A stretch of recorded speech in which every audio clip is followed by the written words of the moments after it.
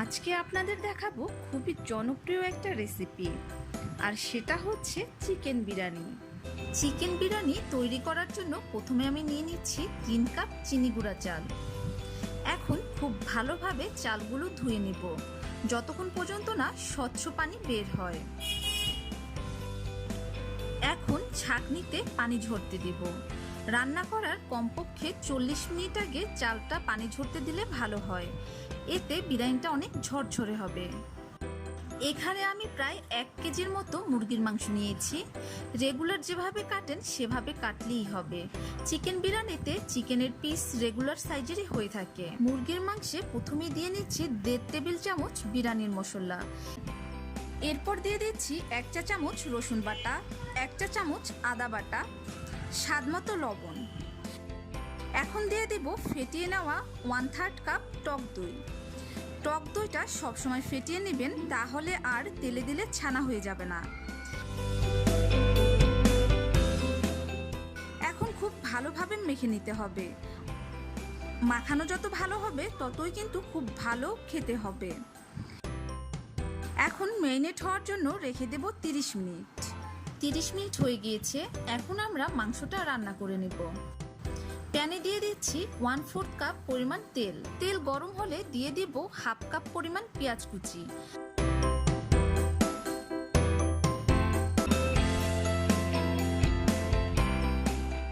পেঁয়াজ কুচি যখন হালকা ব্রাউন হবে তখন দিয়ে দেব ম্যারিনেট করে রাখা চিকেনগুলো দিয়ে ভালোভাবে নেড়ে দিতে হবে যাতে পেঁয়াজের সাথে মিশে যায়। 5-6 মিনিট যাবত মাংসটা কষানোর পর দিয়ে দিব 1/3 কাপ পরিমাণ লিকুইড দুধ।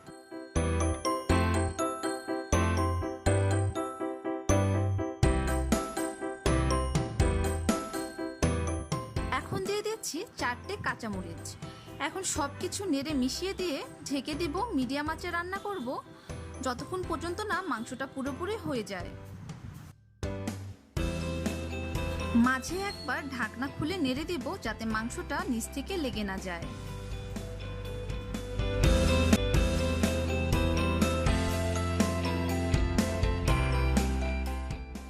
চিকেনটা একদম সেদ্ধ হয়ে গিয়েছে, একদম ভুনা ভুনা হয়েছে।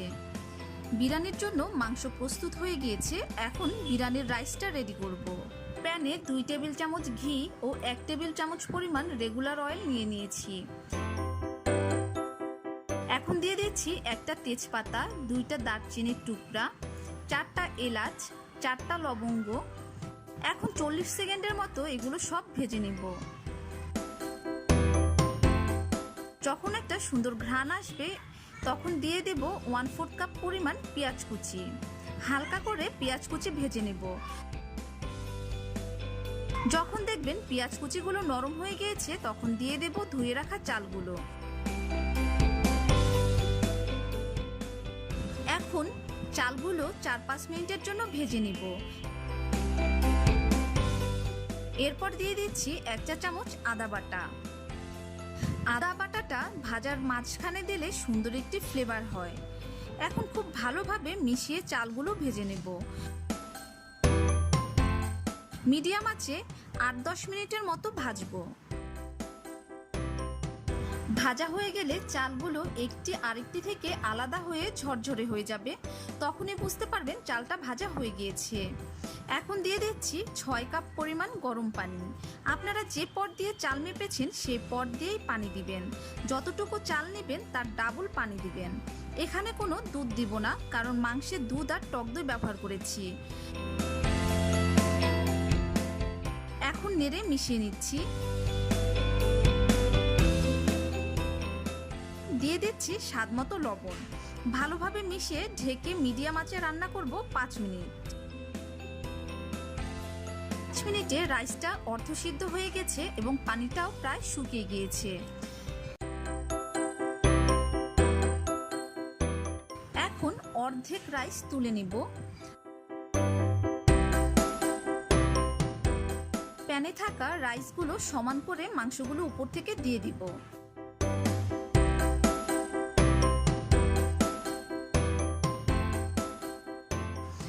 তুলে রাখা রাইসগুলো উপরে সমান করে দিয়ে দিব।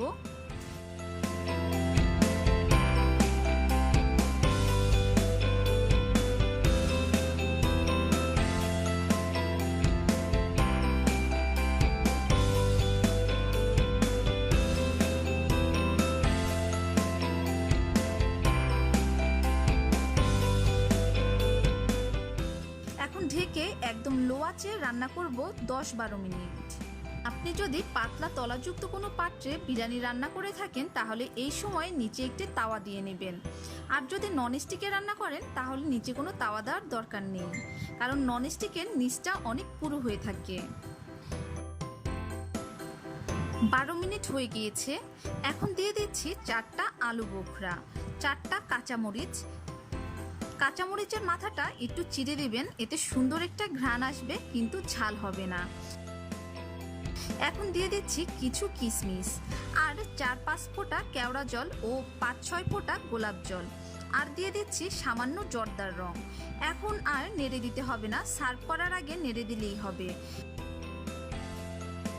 এখন ঢেকে লো আঁচে রেখে দেব আরও 5 মিনিট। চিকেন বিরিয়ানি হয়ে গিয়েছে, এখন নেড়ে মিশিয়ে নিচ্ছি।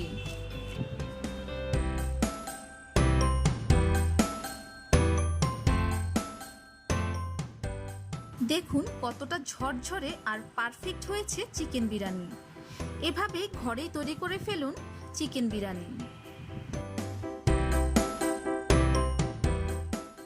আমার চ্যানেলে নতুন হয়ে থাকলে অবশ্যই সাবস্ক্রাইব করতে ভুলবেন না। লাইক, শেয়ার ও কমেন্ট করে পাশে থাকবেন। সুস্থ থাকবেন, ভালো থাকবেন।